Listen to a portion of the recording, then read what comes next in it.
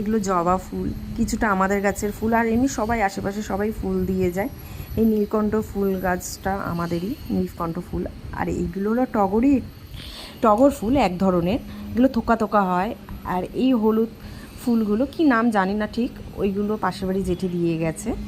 আর এই যে এই শিউলি ফুলটা আমাদের নিজেদের গাছের মোটামুটি হয়। এই যে আমার দুটো গোপাল সোনা, ওদের জন্য চন্দন বেটে নিচ্ছি, তারপর ওদেরকে ওই দিয়ে স্নান করাবো জল দিয়ে, তারপরে চন্দনের টিপ পরাই আমি প্রত্যেক দিন। আমি ওদেরকে যেটুকুনি পারি সেইটুকুনিভাবে ওদেরকে দিই। এই যে এটা বড় গোপালের জামা, ফ্রক জামা, আর এই ছোটো গোপালেরই সেম হলুদ কালারের লেহেঙ্গা টাইপের।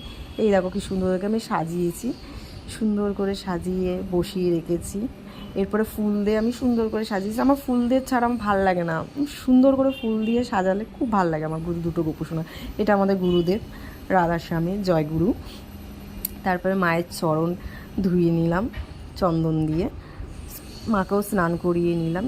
যেটুকুনি পাচ্ছি তোমাদেরকে ভিডিও দেখাচ্ছি।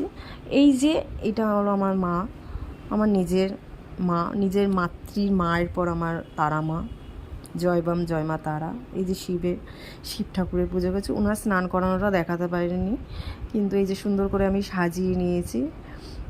কেমন হয়েছে তোমরা বলো। এই যে পুরো আমাদের মন্দিরে পুরো সবার সেবা